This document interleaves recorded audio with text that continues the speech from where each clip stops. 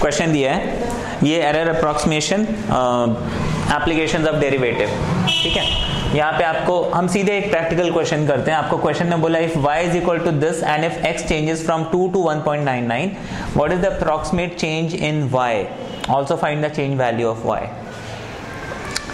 अब यहाँ पे हमें याद रखना है कि जो dy/dx होता है, इससे हम चेंज मेजर करते हैं, कोई भी चीज कितना चेंज हो रहा है ना। अब यहाँ पे dy और dx, यहाँ पे ये जो dy और dx है, they basically represent small change. मतलब dx क्या है, small change in x, dy क्या है, स्मॉल चेंज इन y। ये आप लोग ने फिजिक्स में देखा होगा, let dx be a small, है ना, कई डेरिवेशंस में यूज किया होगा, राइट। तो ये स्मॉल चेंज हम dy by dx जो है, it is basically small change in y and small change in x, तो उसका रेशो हो गया। सर इसमें हम अप्रॉक्सीमेट निकालते हैं, तो इसका मतलब हमें इसमें कोई ऐसी वैल्यू निकालनी होती है जो अप्रॉक्सीमेशन उससे रिलेटेड हो, ऐसा कुछ होता है। हाँ, यहाँ पे देखो अप्रॉक्सीमेशन इन द सेंस, अब इसकी एग्जैक्ट वैल्यू अगर मैं निकालना चाहता हूँ तो देखो पहले x क्या था, 2 था, तो y कितना हो गया, 2 पावर 4 माइनस 10। अच्छा, अब x कितना हो गया 1.99, तो y कितना होगा 1.99 पावर 4 माइनस 10, ये हो जाएगा। अब मुझे निकालना है कि y में कितना चेंज आया, I have to subtract these two. ये वैल्यू निकालना थोड़ा सा मुश्किल हो जाएगा because it's a 3 digit number, अगर आप देखो तो, है ना, इसमें 3 डिजिट है ना, डेसिमल लग गया, बट मल्टीप्लाई तो आप 199 को 4 टाइम्स करोगे, मुश्किल हो जाएगा, हाँ बहुत लेंदी हो जाएगा। अब मैं इतना लंबा प्रोसेस नहीं करके एक क्विकली मैं चाहता हूं कि मुझे पता चले कि इसका अप्रॉक्सीमेट कितना चेंज हो रहा है, तो वो हम क्या करते हैं, इसको मैन्युअली नहीं करके डिफरेंशियल यूज करके उसका अप्रॉक्सीमेट चेंज निकाल लेते हैं, ठीक है। अच्छा, यहाँ पे आपको मालूम होना चाहिए कि हम स्मॉल चेंज को डेल्टा x या dx से रिप्रेजेंट करते हैं, ठीक है। अब इसका सॉल्यूशन यहां पे let x equals to, initially x की वैल्यू क्या थी, 2 थी, तो हमने लेट x इक्वल्स टू 2, है ना, and delta x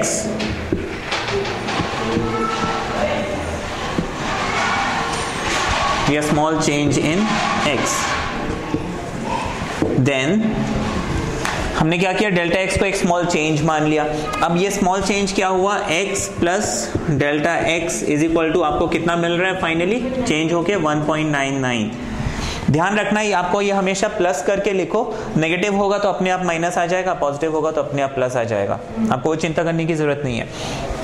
now what is the value of x, 2।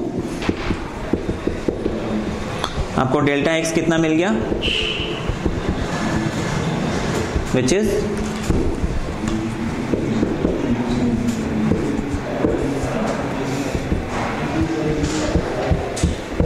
-0.01। इतना समझ में आ गया, हाँ, ये हमने डेल्टा x निकाल लिया। अच्छा, delta x is approximately equal to dx, हम यहाँ पे लिख लेंगे dx इज इक्वल टू -0.01, ठीक है, ये आपका dx मिल गया।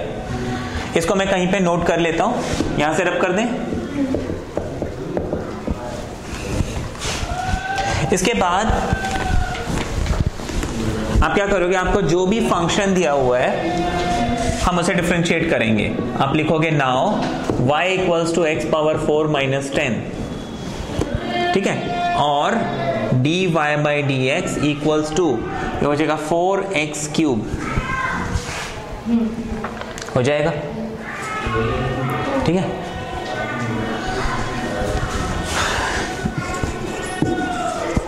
तो आप लिखोगे therefore dy by dx at which point, 2, कितना मिल जाएगा, 4 into 2 की पावर 3 which is 8, ये आपको dy by dx मिल गया, ठीक है। अच्छा, इसके बाद मुझे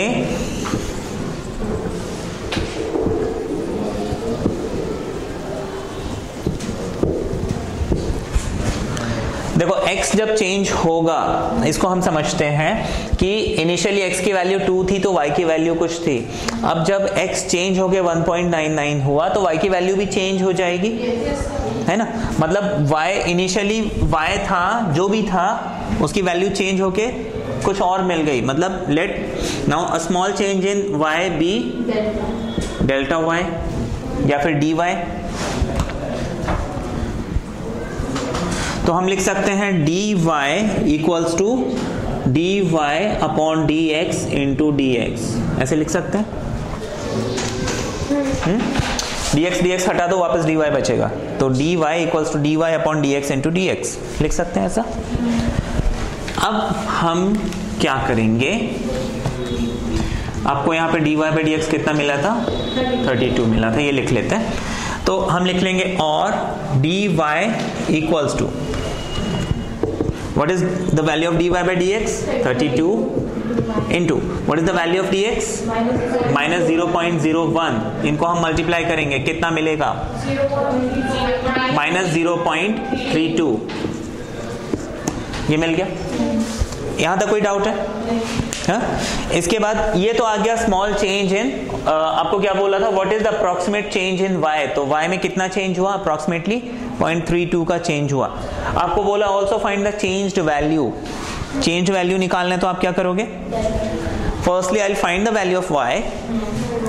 आप लिखोगे now y is equal to x power 4 minus 10 is equal to, initially x की वैल्यू क्या थी, 2 थी, I will write 2 power 4 minus 10 which is 2 to the 4 4 is 16 minus 10 which is 6, ये मिल गया। तो अब जो y की चेंज्ड वैल्यू है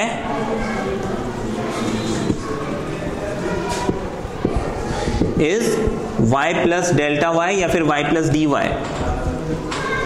है ना। ये हो जाएगा 6 प्लस कितना चेंज हुआ, इनको ऐड कर लो, कितना आ जाएगा, सब्ट्रैक्ट होगा, दिस इज 8, दिस इज 6.5, ये हमारा आंसर आ गया। इजी था। एक और एग्जांपल ले लेते हैं।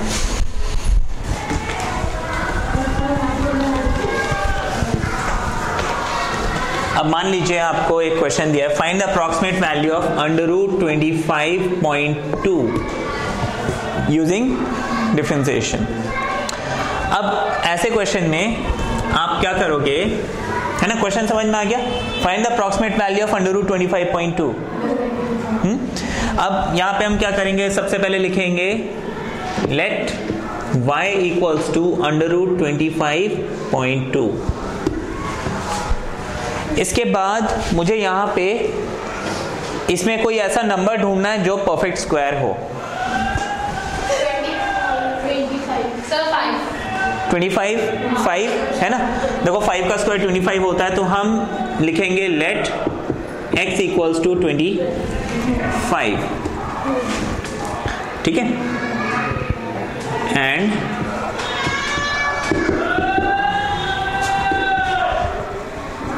डेल्टा x या फिर आप dx लिख लीजिए, let dx represent a small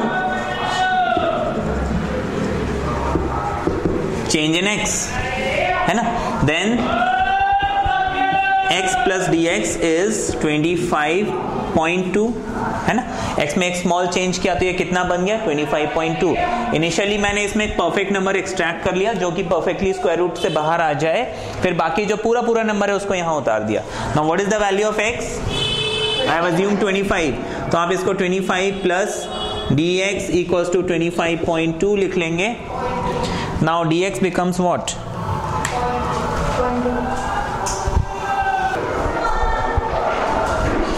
ठीक है, तो dx कितना मिल जाएगा इसमें 0.2। ये बात समझ में आ गई? हाँ, now what I will write, now y equals to under root x लिख सकते हैं, क्योंकि y is equal to under root 25.2 है, तो वो तो हम बाद में देखेंगे। तो यहाँ पे don't take this as y, आप शुरुआत जो है यहां से करोगे, ठीक है, let x is equal to, इसमें से कोई परफेक्ट नंबर एक्सट्रैक्ट किया और ऐसे चल गए। उसके बाद क्योंकि इसका रूट निकल सकता है, मैं इसको y एज्यूम करूंगा, let y is equal to root x। ठीक है, पॉइंट टू अभी y प्लस डेल्टा y हो जाएगा, है ना, वो स्टार्टिंग में नहीं लिखना। हाँ, नहीं, स्टार्टिंग में y नहीं लिखोगे, y डैश वगैरह कुछ मत लिखो, आप इसमें से एक परफेक्ट नंबर निकालो, फिर लास्ट में ना रूट को y डिफाइन करोगे, let y is equal to root x, ये हो गया, है ना। तो आप अब क्या करोगे, dy बाई dx हम यहाँ पे निकालते हैं, dy बाई dx हो जाएगा 1/2 रूट x, लिख सकते हैं sir, which is 1/2 into under root of 25, which is 1/2 into 5, that is 1/10, ठीक है, that is dy by dx। ये समझ में आ गया। अच्छा, अब मुझे क्या करना है, इसको ऐसे ही रहने देते हैं। Now if y plus delta y या फिर y plus dy equals to under root of x plus delta x, y plus delta y equals to under root of x plus delta x, लिख सकते हैं ऐसा। हाँ जी, देखो आपने y is equal to root x लिखा था और ये 25 था। अब मैंने क्या किया, 25.2 का वैल्यू निकालना है, यानी x प्लस डेल्टा x निकालना है। तो ऑब्वियसली यहाँ पे भी तो चेंज होगा, तो हमने यहाँ पे क्या लिखा, लेट डेल्टा y या फिर dy be a small change, ठीक है, in y, then y plus dy equals to under root of x plus dx, ऐसे लिख सकते हैं। ठीक है, ये समझ में आ गया।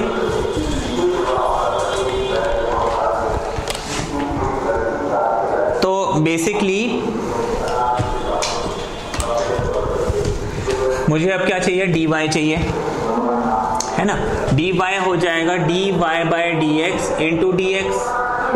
अच्छा, dy बाई dx हमने कितना निकाला, 1/10। अच्छा, dx कितना निकाला था हमने, 0.2, which becomes 0.02।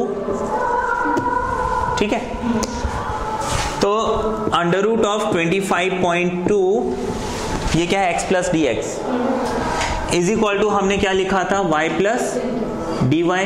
अच्छा, y कितना था हमारे पास, y हमने कितना निकाला था, नहीं निकाला अभी। अच्छा, y निकाल लेते हैं, y is equal to under root x था, हम इसको लिख लेंगे अंडर रूट 25, यानी y इज इक्वल टू 5। ठीक है, हम dy निकाल चुके हैं, y निकाल चुके हैं, तो मेरे पास ये under root, therefore under root 25.2 कितना मिल जाएगा, y की value which is 5 and dy की वैल्यू विच इज, ये आ गया आपका आंसर। ठीक है, क्लियर है ये। कोई एक और एग्जांपल चाहिए आपको? देखो आपके पास जैसे एक क्वेश्चन है 127 क्यूब रूट या फिर 255, कौन सा करें, ये वाला करना है। देखो इट मींस दोनों जो है सिमिलर क्वेश्चन है, आप ये क्यूब रूट को भी ऐसे लिख सकते हो, है ना, लिख सकते हो, ये वाला करना चाहते हो। अच्छा, अब हम सबसे पहले हमें क्या है, 255 पावर 1/4 निकालना है। ठीक है, हम इसके आसपास का कोई ऐसा नंबर निकालेंगे जिसकी 4th पावर यहीं पे हो। अब देखो ये याद रखने वाली बात है कि 4 into 4 is 16 and 16 into 16 is 256। तो बेसिकली 4 पावर 4 is 256। ये समझ में आ गया। तो हम लिखेंगे लेट 5 5 is 25, 25 5 is 125, 125 2 5 is 125 5 जा 625, बहुत आगे निकल जाएगा, है ना। कोई ऐसा नंबर चाहिए which is lying very close to it. जैसे मैंने एक दूसरा एग्जांपल जो दिया था 127 पावर 1/3 दिया था। यहाँ पे देखो एनी नंबर जिसका क्यूब इसके आसपास हो, यहाँ पे 5 ले सकते हो। We know that 5 cube is what, पास में आ गया ना, यहाँ पे ले सकते हो। तो नहीं मिलेगा, थोड़ा सा याद रखने की बात है। अब जैसे 125 आपको याद है, ऐसे कोई सिंपल नंबर ही मिलेंगे जो हमें याद रखना है, ठीक है। या फिर देखो पावर 4 है ना, आप एक काम करो, power 4 2 into 2 is 4, 4 into 4 is 16, आसपास आया? नहीं आया। 3 into 3 is 9, 9 into 9 is 81, आसपास आया? नहीं आया। 4 into 4 is 16, 16 into 16 is 256, आसपास आ गया? आ गया ना। तो ऐसे आप देखते जाओ, बस ये जो पावर है, अगर क्यूब दिया होता तो मैं क्यूब करता, 2 into 2 into 2 8, 3 into 3 into 3 27, 4 into 4 into 4, 5 into 5 into 5, कहीं ना कहीं मिल जाएगा, ठीक है। 1 2 3 4 ऐसे करके चलो, ठीक है। अच्छा, अब x is equal to 256, let dx be a small change, ठीक है। वो सारा स्टेटमेंट लिखेंगे तो आप x plus dx becomes by this value which is 255। तो dx हमारा कितना हो जाएगा? 255 minus what is the value of x? 256 which is -1। इतना समझ में आ गया? ओके, नाउ नेक्स्ट स्टेप क्या है मेरा?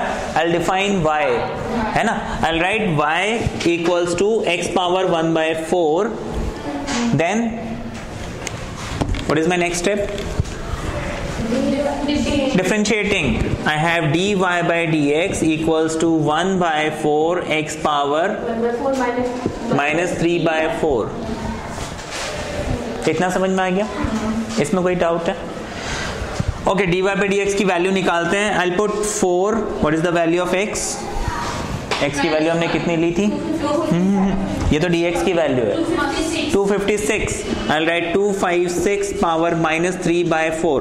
अच्छा, अब इस वैल्यू को हम कैसे सॉल्व करेंगे? अच्छा, यहाँ पे वेरी गुड, यहाँ पे बहुत लोग स्ट्रक हो जाते हैं। वो बेसिकली स्ट्रक क्यों हो जाते हैं? बस इस नंबर को देख के। घबराने की जरूरत नहीं है। द इजीएस्ट मेथड इज, आप इसको क्या करो, प्राइम फैक्टराइजेशन कर सकते हो। अभी जैसे इसका तो मुझे मालूम है 4/4 है, अगर इन केस नहीं मालूम होता उसको प्राइम फैक्टराइजेशन करो, सबको आता है ये।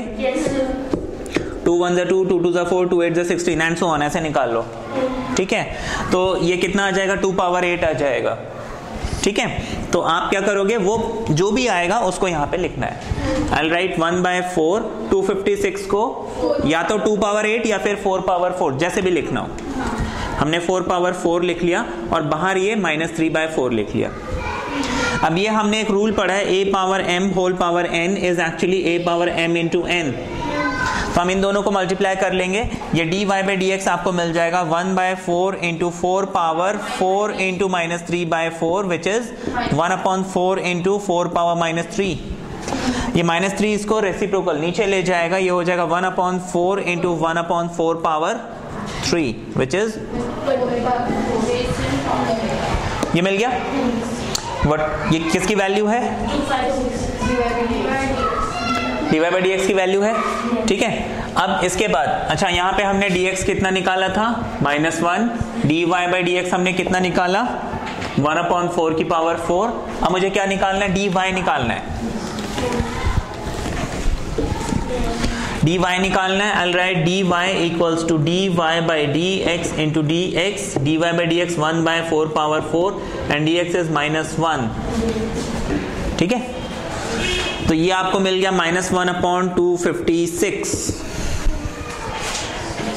ठीक है, -1/256। ये डिवीजन करना पड़ेगा, तो ये डिवीजन करके आपको 0 पॉइंट जो भी वैल्यू मिल रही है वो वैल्यू आप लिख लीजिए, ठीक है।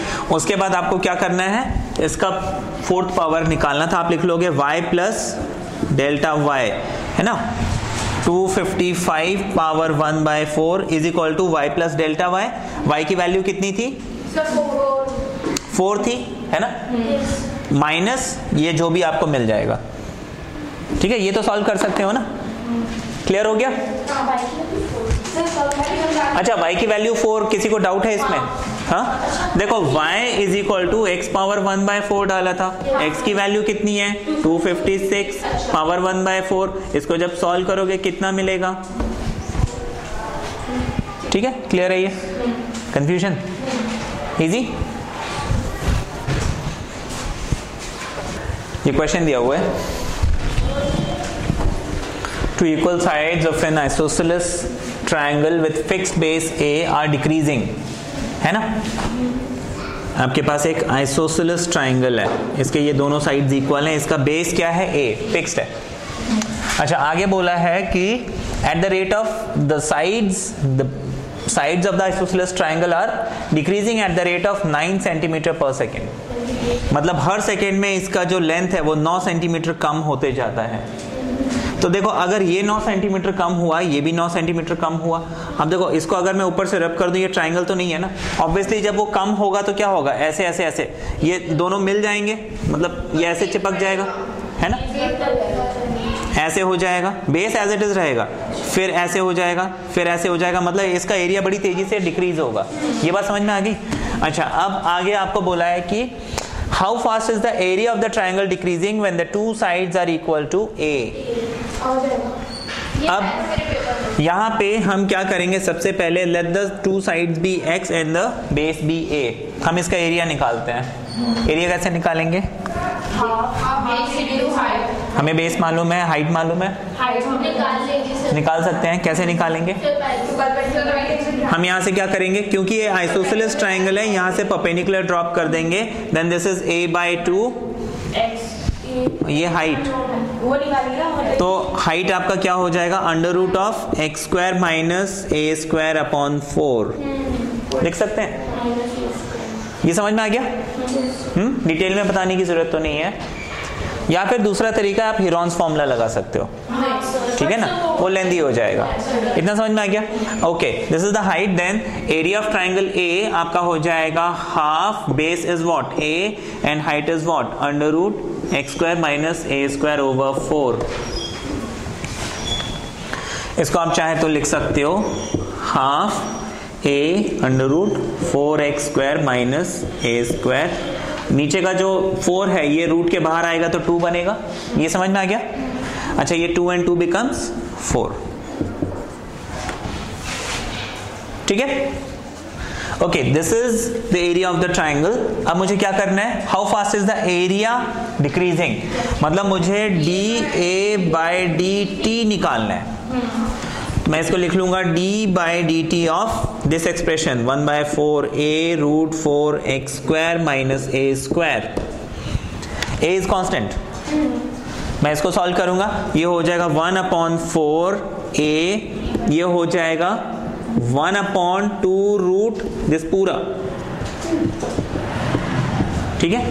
मैंने रूट को सॉल्व कर लिया, उसके बाद 4x² becomes 8x, इसको जब सॉल्व करूंगा। ये समझ में आ गया? ये तो हमने डिफरेंशिएट किया है इनटू हमारे पास, क्योंकि वेरिएबल इज x, बट मैंने किसके रिस्पेक्ट में डिफरेंशिएट किया? t, तो हम यहाँ पे एक फैक्टर लगा देंगे dx/dt,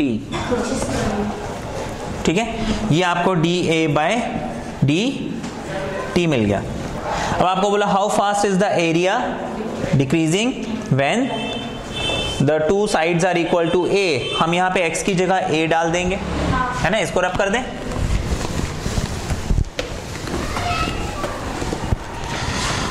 तो फाइनली मुझे dA/dt मिल जाएगा 1/8 a, ये 4 2 8 और ये 8 कैंसिल, तो हमारे पास क्या बचेगा? ax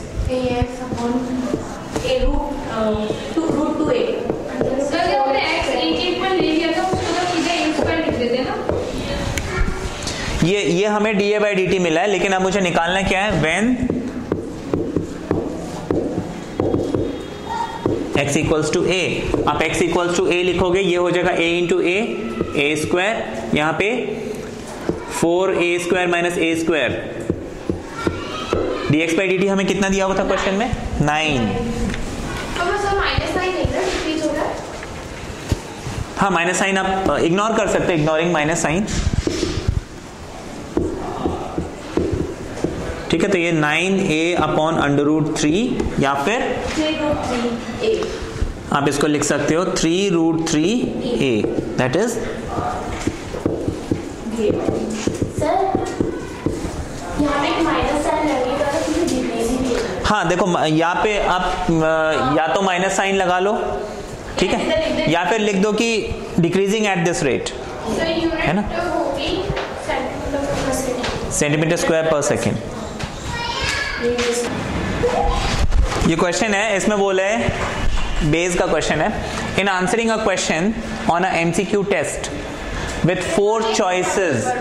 ठीक है ना, कोई एक क्वेश्चन है जिसमें एमसीक्यू सबने देखा है, एक क्वेश्चन होता है 4 ऑप्शन होते हैं, आपको बोला with 4 choices per question, a student knows the answer, ठीक है, गेसेस और कॉपीज द आंसर, है ना।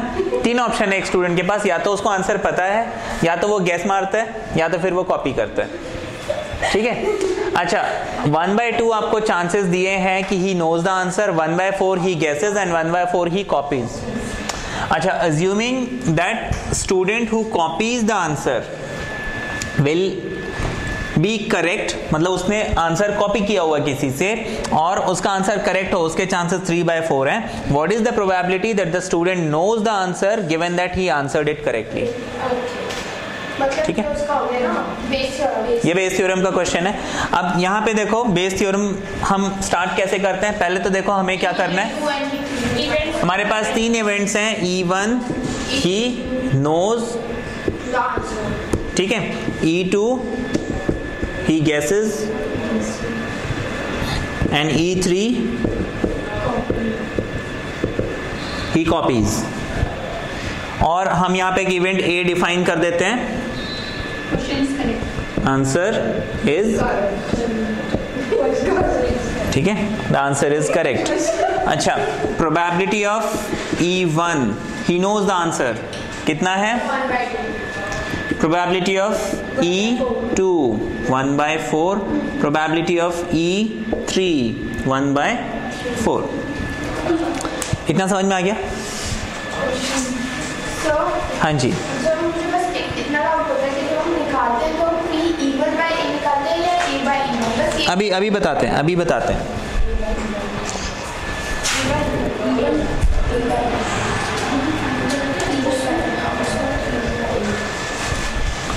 अच्छा, इसको आप ऊपर से रब करें।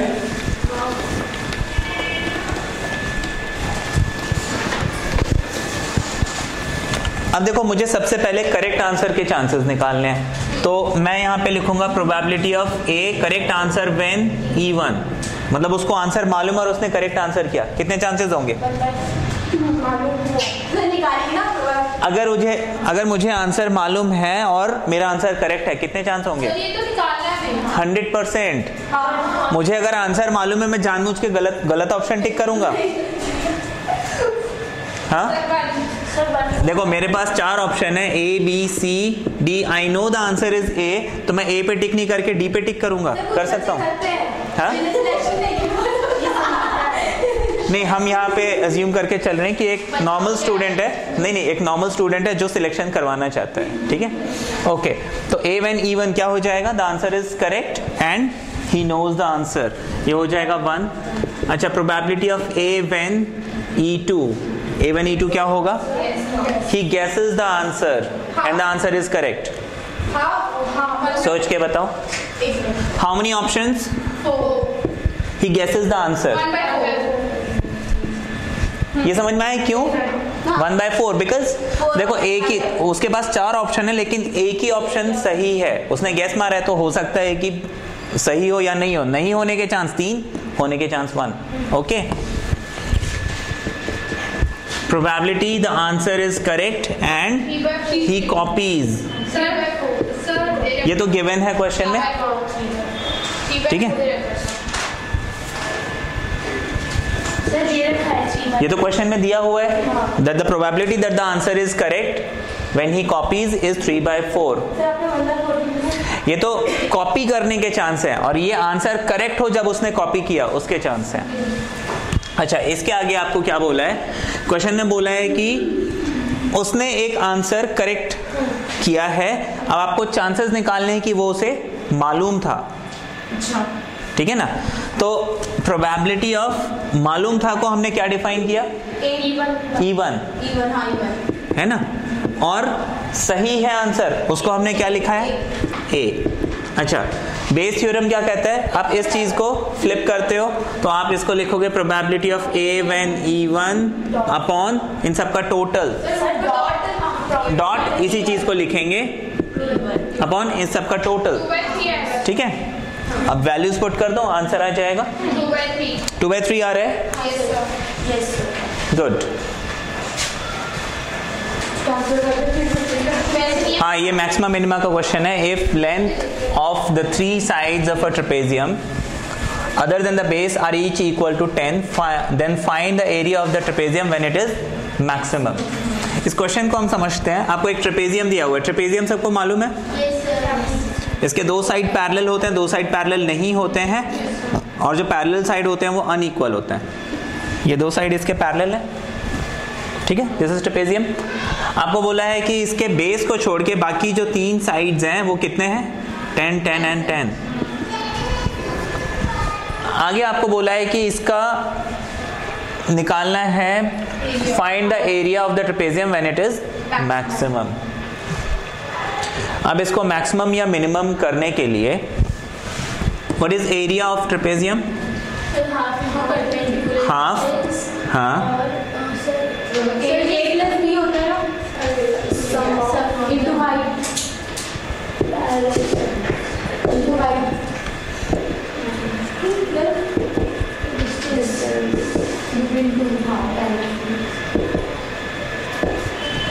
ये फॉर्मूला है जिसको आप हाफ ए प्लस बी इंटू एच ऐसे लिखते हो, जहां पे ए और बी क्या हो गए, ये वाले 2 साइड्स हो गए, और एच इज ये वाला डिस्टेंस।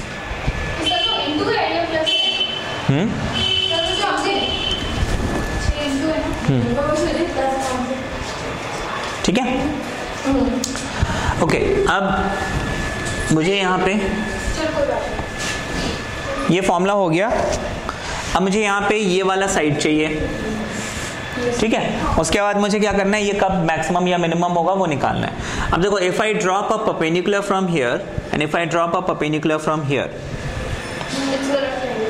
ठीक है, तो ये वाला पोर्शन तो हो गया रेक्टेंगल, विच मीन्स ये वाला पोर्शन शुड बी 10। ये पोर्शन अब मुझे मालूम नहीं है। अच्छा, अब ये वाला साइड इक्वल, ये वाला साइड आपको ऑलरेडी इक्वल दिया हुआ है ना, और ये दोनों लाइंस पैरेलल है। ठीक है, तो ये एंगल्स भी इक्वल होंगे। ये दोनों ट्रायंगल क्या हो गए, कॉन्ग्रुएंट हो जाएंगे। कॉन्ग्रुएंट हो जाएंगे मतलब ये बेस जो है आपका सेम होगा। मैंने इसको x एज्यूम कर लिया, इसको x एज्यूम कर लिया, और इनके हाइट्स को y एंड y एज्यूम कर लिया। इतना समझ में आ गया? ठीक है। अच्छा, एरिया, अब इसका जो एरिया है उसको अगर मैं a डिफाइन करता हूं, देखो कॉन्सेप्ट वही रहेगा। हमने ये इतना डायग्राम बनाने के बाद मुझे क्या करना होता है, ये x और y के बीच में रिलेशन निकालना होता है ना, यही बताया था। अच्छा, x और y के बीच में रिलेशन क्या आ जाएगा, x² and y² should be equal to 100, या फिर y² इज 100 माइनस x², किसी भी एक को हम निकाल लेते हैं। नाउ नेक्स्ट क्या है मेरे पास, मेरे को एरिया निकालना है। एरिया हो जाएगा हाफ 10 प्लस ये वाला साइड कितना हो जाएगा, 10 प्लस x प्लस x। ये समझ में आ गया, सम ऑफ पैरेलल साइड, हाँ ठीक है, इनटू हाइट। हाइट कितना है यहाँ पे, y। इसको जब हम सॉल्व करेंगे इट बिकम्स हाफ 20 प्लस, या फिर 10 प्लस x, ऐसे लिख सकते हैं। अब मैं क्या करता हूं यहाँ पे, इधर x इधर y, किसी एक की वैल्यू पुट कर देता हूं, तो ये हो जाएगा 10 प्लस x, y की जगह कितना लिख लेंगे, under root of 100 minus x²। इसके बाद नेक्स्ट स्टेप क्या होता है मेरा? Differentiating with respect to x। कैसे भी कर सकते हो, प्रोडक्ट रूल लगा लो, ठीक है। इसके आगे बनेगा differentiate both side equal to 0, solve करो, फिर डबल डिफरेंशिएट करो, मैक्सिमम या मिनिमम आ जाएगा, ठीक है। स्टार्टिंग इसकी जो है बस ध्यान रखना। इस क्वेश्चन को देखो, this is more of application of integration और डिफरेंशिएशन, ठीक है। अच्छा, ये मोर ऑफ लाइक इकोनॉमिक्स का क्वेश्चन है। यहाँ पे आपको बोला है मार्जिनल कॉस्ट। आपको एक चीज ध्यान रखना है, मार्जिनल कॉस्ट होता है डेरिवेटिव ऑफ कॉस्ट, ठीक है। अगर कभी भी क्वेश्चन में if it is an question of economics marginal word लग गया, मतलब मेरे को डेरिवेटिव निकालना है, यहां पे x बिकम्स आउटपुट। अगर आपको मार्जिनल रेवेन्यू बोला है, it means derivative of revenue and so on. Revenue total कितना पैसा आया, ठीक है।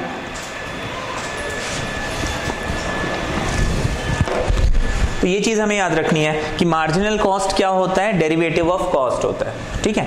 अच्छा, अब यहां पे आपको बोला है, आपको ऑलरेडी दिया हुआ है मार्जिनल कॉस्ट ये है, x is the number of unit. x हमेशा क्या होता है, आउटपुट होता है। आगे आपको बोला है इफ x इंक्रीजेज, मतलब जो आपका x है, आउटपुट है या प्रोडक्शन है, इंक्रीज हो रहा है, तो आपको टोटल कॉस्ट निकालना है। अच्छा, यहाँ पे देखो कॉस्ट दिया है, मार्जिनल कॉस्ट निकालना है, तो मैं डिफरेंशिएट करूंगा। लेकिन यहाँ पे other way round, marginal cost दिया है, मुझे कॉस्ट निकालना है, मैं क्या करूंगा?